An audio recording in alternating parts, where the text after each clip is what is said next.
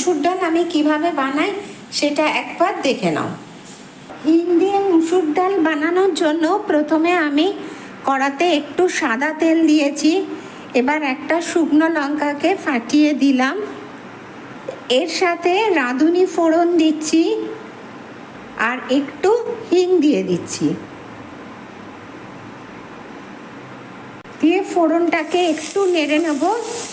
এবারে আমি মুসুর ডালটাকে সেদ্ধ করে রেখেছি। সেদ্ধ করার সময় মুসুর ডালের ভেতরে অল্প নুন দিয়েছিলাম, সেই ডালটা দিয়ে দিচ্ছি। প্রেসার কুকারটা ধুয়ে একটু জলও দিলাম এর ভেতরে। হলুদ গুঁড়ো দিচ্ছি, সাথে চিনি দিলাম।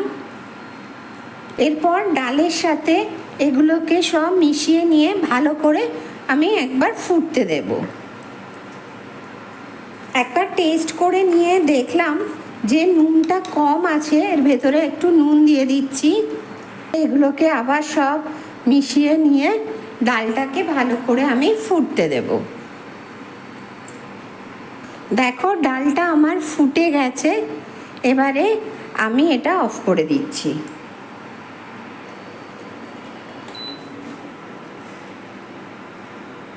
হিং দিয়ে মুসুর ডাল আমার রেডি। গরম গরম পরিবেশন করো ভাতের সাথে।